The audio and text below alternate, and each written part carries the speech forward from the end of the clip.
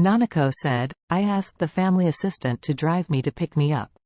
With that, she checked the time and hurriedly said, "He may take a while to arrive, or I will send you to the security checkpoint." Charlie nodded, and the two left the parking lot together and went straight to the airport departure hall. At this moment, a woman with a delicate face and delicate features, but with a bit of heroism and coldness, walked into the airport departure hall. This woman is about 175 centimeters tall and has slender legs. She was wearing a black tight leather jacket, black stretch leather pants, and black high-top leather boots. Her long black hair is tied into a bunch of ponytails and hung to her waist. This woman is beautiful and moving, but her face is icy. She stepped into the airport and went directly into the VIP security check channel. The male staff in charge of checking the boarding information turned his eyes straight when he looked at the woman. After the woman stood in front of him for a few seconds, he came back to his senses and said blushingly, "Miss, please show your ID and boarding pass." The woman handed over the certificate blankly, and the other side glanced at it. It read, "Sue Ruoli." At this stage, in order to detect the murderer of Matsumoto's family, Tokyo Airport has strengthened exit inspections. However, due to the shortage of manpower, there is no way to strictly control all passengers.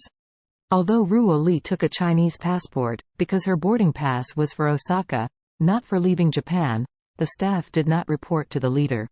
He just read Ruoli's name silently in his heart a few times, and felt that the name was very nice, but he couldn't tell why it was really nice.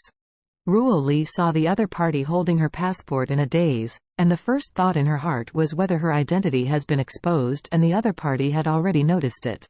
However, she quickly analyzed it and felt that such a thing was unlikely. First of all, the TMPD only knows that it was a hidden master from China who killed Matsumoto, but they don't know anything else. They also don't know who killed the Matsumoto family. What's more, Japan is so close to China. There are so many tourists, overseas Chinese and business elites traveling between the two countries on weekdays. The TMPD cannot lock itself in such a short period of time. After a quick analysis in her mind, Ruoli could conclude that the staff in front of her was probably just amazed by her appearance, and was a little slow to react. So she asked the staff member blankly, "Does my passport look good?" The other party nodded subconsciously, "Very pretty."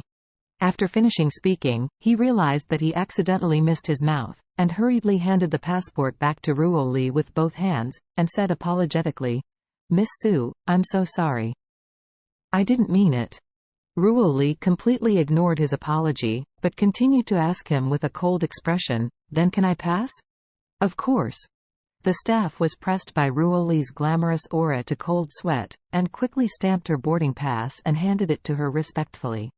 She received the boarding pass and immediately turned to leave.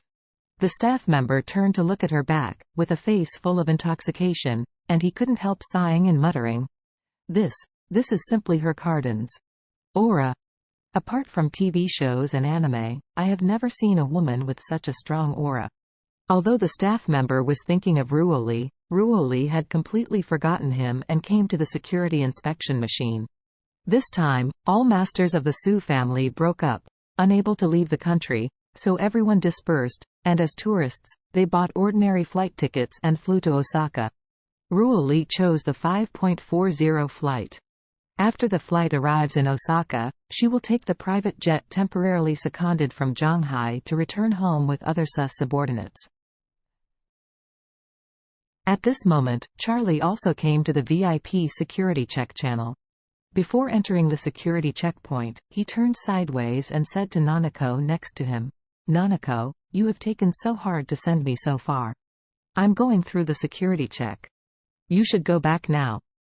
Nanako nodded reluctantly, and said seriously, "I wish you a good journey, master, and remember to report me peace after landing." "Okay." Charlie smiled slightly, and said, "Take care of yourself too." Nanako said with red eyes, "Thank you, master, for your concern, I will definitely." Charlie nodded and couldn't help but sigh softly. With this sigh, there was reluctance, but also a relief. What is reluctant is that Nanako is indeed a rare good girl. It can be said that apart from nationality, there is nothing wrong with it.